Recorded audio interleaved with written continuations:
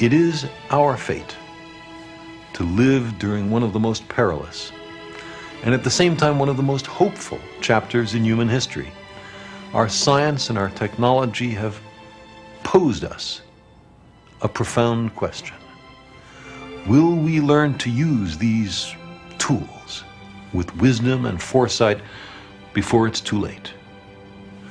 Will we see our species safely through this difficult passage so that our children and grandchildren will continue the great journey of discovery still deeper into the mysteries of the cosmos? That same rocket and nuclear and computer technology that sends our ships past the farthest known planet can also be used to destroy our global civilization. Exactly the same technology can be used for good and for evil. It is as if there were a God who said to us, I set before you two ways. You can use your technology to destroy yourselves or to carry you to the planets and the stars. It's up to you. My feeling, Charlie, is that it's not that pseudoscience and superstition and New Age so-called beliefs and fundamentalist zealotry are something new. They've been with us for as long as we've been human. But we live in an age based on science and technology with formidable technological powers. Science and technology are propelling us forward at accelerating rates. That's right. And if we don't understand it, by we I mean the general public, if it's something that, oh, I'm not good at that, I don't know anything about it, then who is making all the decisions about science and technology that are going to determine what kind of future our children live in? But what's the danger of all this? I mean, you know, this is not the thing that... There's two kinds of dangers. One is what I just talked about, that we've arranged a society based on science and technology, in which nobody understands anything about science and technology, and this combustible mixture of ignorance and power, sooner or later, is going to blow up in our faces. I mean, who is running the science and technology in a democracy if the people don't know anything about it? And the second reason that I'm worried about this is that science is more than a body of knowledge. It's a way of thinking, a way of skeptically interrogating the universe with a fine understanding of human fallibility. If we are not able to ask skeptical questions, to interrogate those who tell us that something is true, to be skeptical of those in authority, then we're up for grabs for the next charlatan, political or religious, who comes ambling along. It's a thing that Jefferson lay great stress on. It wasn't enough, he said, to enshrine some rights in a constitution or a Bill of Rights. The people had to be educated, and they had to practice their skepticism and their education. Otherwise, we don't run the government. The government runs us. Jefferson was amazing in his devotion to science. We think of Jefferson as this man who was literate and who was a passionate articulator of freedom. But if you go to Monticello, what you appreciate is he was at heart a scientist, a botanist, an architect, geologist. And if you, Meriwether Lewis, as we know from Stephen Ambrose, you know, he wanted him to go out and do experimentations and explore and be skeptical and find answers to passages and explore the West. Exactly right. And there was also an economic grail there if the Northwest Passage was found. Jefferson said that he was at heart a scientist, that he would have loved to have been a scientist.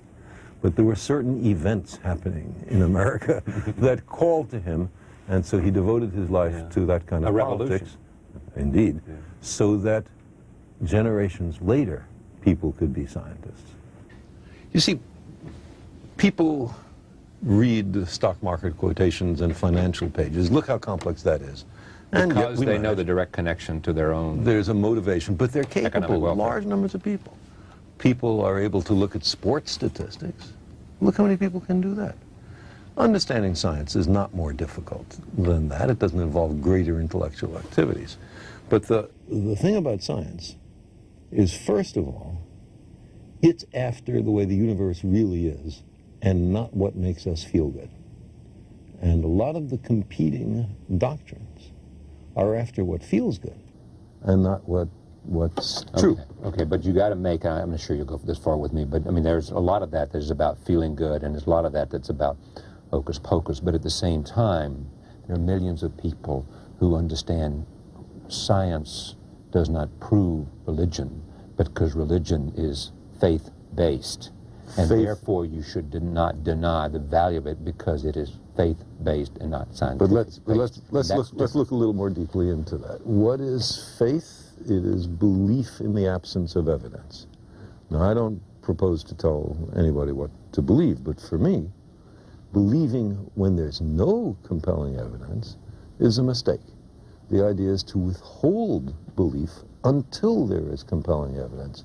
And if the universe does not comply with our predispositions, okay, then we have the wrenching obligation to accommodate to the way the universe really is. Religion deals with history, with poetry, with great literature, with ethics, with morals, including the morality of treating compassionately the least fortunate among us. All of these are things that I endorse wholeheartedly. Where religion gets into trouble is in those cases that it pretends to know something about science. The science in the Bible, for example, was acquired by the Jews from the Babylonians during the Babylonian captivity of 600 BC. That was the best science on the planet then. But we've learned something since then. Roman Catholicism, Reformed Judaism, most of the mainstream Protestant denominations have no difficulty with the idea that humans have evolved from other creatures, that the Earth is 4.6 billion years old, with the Big Bang. They don't have any trouble with that.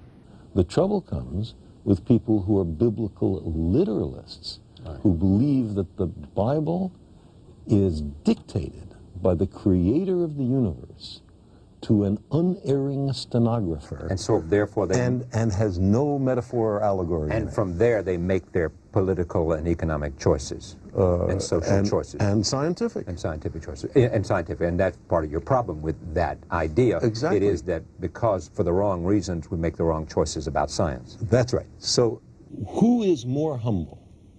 The scientist who looks at the universe with an open mind and accepts whatever the universe has to teach us, or somebody who says everything in this book must be considered the literal truth and never mind the fallibility of all the human beings involved in the writing of this book? Okay, I mean, I accept that, but I also, the argument being made by many is that, you know, you don't have to, whether a specific scientific act took place as described by some biblical writer is not at the heart of the religious faith and the religious experience. Some people agree with you and some people don't.